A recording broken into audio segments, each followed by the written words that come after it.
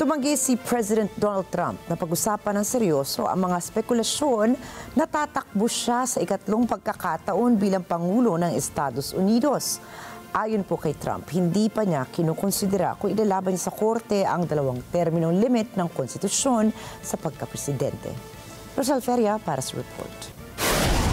Ilang beses nang nilaro ni Pangulong Donald Trump ang ideya ng pagkapangulo lampas sa mandato ng konstitusyon na 2 termino.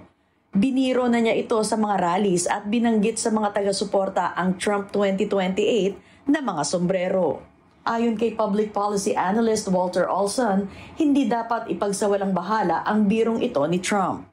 One of the things we should have learned by now about both terms of the Trump presidency is that with Trump joking and not joking are a very illusory and transitory kind of thing. One day the joke turns into reality, another day the reality turns into I was just joking. And you don't know until it happens often, which, if either, was his intention. Ayon kay Olson, malinaw ang limitasyon ng pagkapresidente sa konstitusyon. Pero sinabi ni Olson na batay sa mga hakbang na ginawa na ng Trump administration, may mga bagay sa konstitusyon na hindi naman sinusunod. So Trump, looking at all of this and being advised by lawyers, might think, okay, so what if it violates the letter of the Constitution? Who's going to stop me? Ayon sa ilang Trump supporters, pwedeng tumakbo ang Pangulo bilang vice-presidente sa darating na eleksyon. Ang ideya, magre-resign ang mananalong Pangulo para papalitan siya ni Trump. Ayon sa presidente, hindi niya gagawin ito. It's too cute. Yeah, I would rule that out because it's too cute.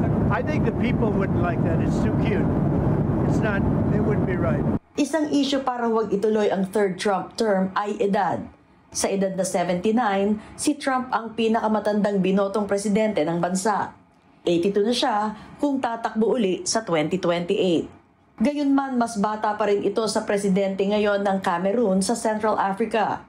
Kakapanalo lang ni Paul Biya ng ika-8 termino bilang presidente sa edad na 92. Rosel Feria para sa Mata ng Agila International, trusted, connected, on point.